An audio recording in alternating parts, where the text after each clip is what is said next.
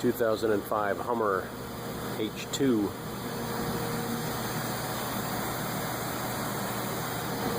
Wheel bearing assembly.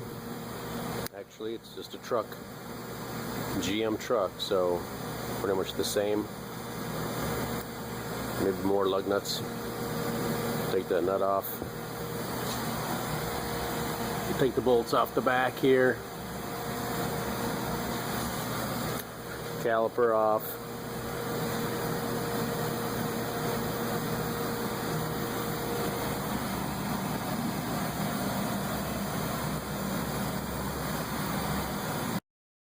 So I got my caliper off.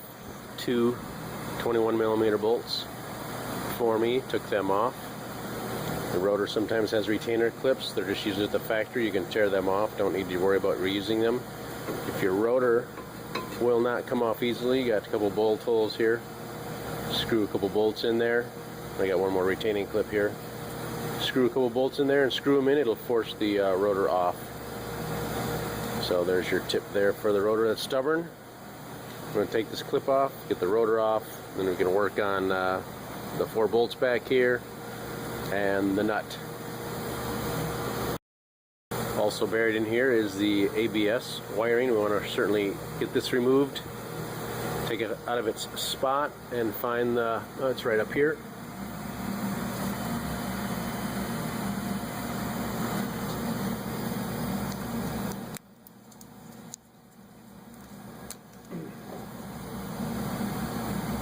Disconnected right there. Just pull it out of its wherever it's secured. Just pull it out wherever it's secured. You'll get a new one with new clips and everything on your new hub assembly.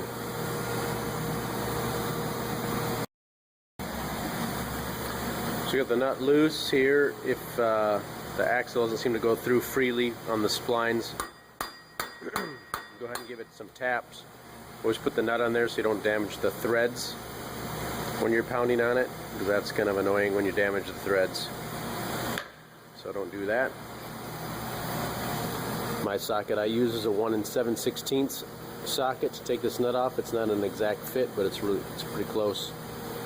So whatever size is smaller than that is probably better, or it might even be metric. You could certainly go on one of your favorite search engines and type in the socket size and get a conversion. So get the nut off. We'll work on those bolts on the back. Bolts on the back are 15mm. You get a 15mm socket on there. Just make sure your steering wheel is not locked, so you're free to swing this back and forth. Make it pretty easy. Now spray some lubricant on here. It might help get the bolts off. So we're just going to zing 4 of those off. All the bolts are lefty-loosey, righty-tighty. And I'll probably use an impact gun, but you can certainly use a ratcheting ratchet or whatever you got that's going to do the job. So you can see we have our wheel bearing out. Just take a note of the backing plate and where it belongs. Then it might be a good idea to do a little cleaning up with what you can. And inside here too, get a rag and some brake cleaning or some solvent, just clean in there. It makes putting the new one in a little easier. This one actually looks pretty darn clean. There's a little debris on the inside. So it's a rubber seal actually right in there. We'll still clean it up, maybe put a little lubricant on there, a little bit of grease, help everything slide together a little easier.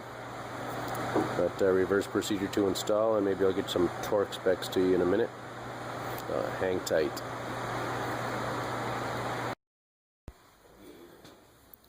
So the axle nut's about 173. The hub bolts on the back there about 133 foot-pounds. The bracket is surprisingly stout at 221 foot-pounds. And the lug nuts 140 foot-pounds. So everything's pretty tight on this thing. So have at it. Don't forget to plug the ABS in.